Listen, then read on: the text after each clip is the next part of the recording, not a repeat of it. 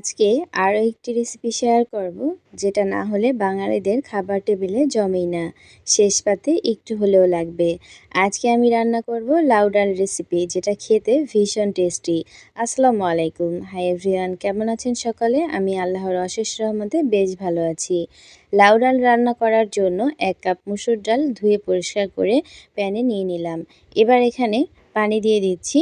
পানি দিয়ে ঢাকা দিয়ে ঢেকে অপেক্ষা করব সেদ্ধ হওয়া পর্যন্ত। ঢাকা উঠিয়ে নিচ্ছি। বেশ অনেকটা সময় পরে আমার ডালগুলো কিন্তু সেদ্ধ হয়ে গেছে। স্ক্রিনে দেখে হয়তো কিছুটা হলেও আন্দাজ করতে পারছেন। আমি একটু ডালটাকে আলতো হাতে নাড়াচাড়া করে নিয়ে আগে থেকে কেটে ধুয়ে পরিষ্কার করে রাখা লাউ দিয়ে দিচ্ছি। আমি এখানে 2 কাপ মতো হবে লাউ দিয়েছি। লাউগুলোকে একটু ছোট ছোট করে কেটে দিয়েছি, যাতে দ্রুত সেদ্ধ হয়ে যায়। এবার লাউটা দেওয়া হয়ে গেলে এখানে প্রয়োজন মতো অ্যাড করে দিচ্ছি পানি। এখানে আমি প্রায় 2 কাপ মতো পানি অ্যাড করলাম। আবার কিন্তু লাউ থেকেও বেশ অনেকটা পানি বের হবে। দিয়ে দিচ্ছি স্বাদ মতো লবণ, দিয়ে দিচ্ছি 1 চা চামচের পরিমাণ হলুদের গুঁড়ি। এই পর্যায়ে আমি আর কোনো ধরনের মশলা অ্যাড করব না। এই ডালটা রান্না করতে কিন্তু খুবই কম মশলা লাগে, খুব বেশি মশলার প্রয়োজন হয় না। দেখুন, হলুদটা আমি একটু হাতা দিয়ে মিক্সড করে দিয়ে আস্ত কাঁচামরিচ দিয়ে দিলাম 3টি। এবার ঢাকা দিয়ে ঢেকে অপেক্ষা করব সেদ্ধ হওয়া পর্যন্ত।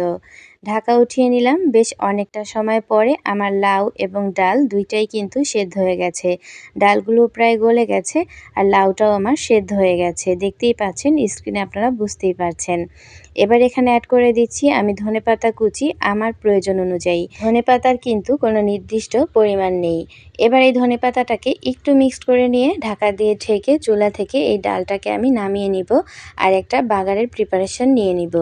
ডালটা বাগার দেওয়ার জন্য একটি প্যানে আমি নিয়ে নিচ্ছি 4টি শুকনো মরিচ, 1 টেবিল চামচ রসুন কুচি আর 2 টেবিল চামচ পেঁয়াজ কুচি। এবার এই সব কিছু খুব ভালোভাবে নেড়েচেড়ে আলতো হাতে মিশিয়ে নিব আর ভেজে নিব লালচে করে। দেখুন, বেশ অনেকটা সময় ভাজার পরে কিন্তু কালারটা চেঞ্জ হয়ে এসেছে। আমার এই রেসিপিগুলো যদি আপনাদের কাছে ভালো লেগে থাকে, তাহলে অবশ্যই লাইক, কমেন্ট, শেয়ার করবেন, অন্যদেরকে দেখার সুযোগ করে দিবেন। যখন এই বাগারটা খুব ভালোভাবে হয়ে যাবে, তখন চুলা থেকে নামিয়ে নিব আর ডালের পাতিলটা চুলায় বসিয়ে দিয়ে সেখানে আমি এখন বাগারটা দিয়ে সাথে সাথে ঢাকা দিয়ে ঢেকে দিব আর চুলাটা অফ করে দিব। তবে অবশ্যই লক্ষ্য রাখতে হবে একটা যেন বলক আসে। দেখুন, আমি বাগারটা দেওয়া হলে ঢাকা দিয়ে ঢেকে দিয়েছি আর বলক কিন্তু একটা চলে এসেছে। এখন চুলার আঁচটা বন্ধ করে দিব আর চলে আসবো ঠান্ডা হওয়ার পরে।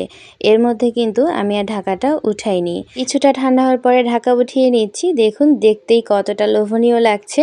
সাদা ভাতের সাথে ডালটা কিন্তু একদম পারফেক্ট।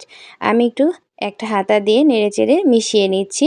যে উপরে পেঁয়াজ, রসুন, মরিচ রয়েছে সেটা সম্পূর্ণ ডালের সাথে মিশিয়ে নিলাম। এখন একটা বাটিতে আমি নিয়ে নিব। আমার এই সাধারণ রেসিপিটি আপনাদের কেমন লেগেছে অবশ্যই কমেন্টস করে জানাতে ভুলবেন না। দেখুন, ডালটা দেখতেই কতটা লোভনীয় লাগছে। আমি আবারও নতুন কোনো রেসিপি নিয়ে হাজির হব। সেই পর্যন্ত সকলে ভালো থাকবেন, আমার জন্য দোয়া করবেন। আল্লাহ হাফেজ।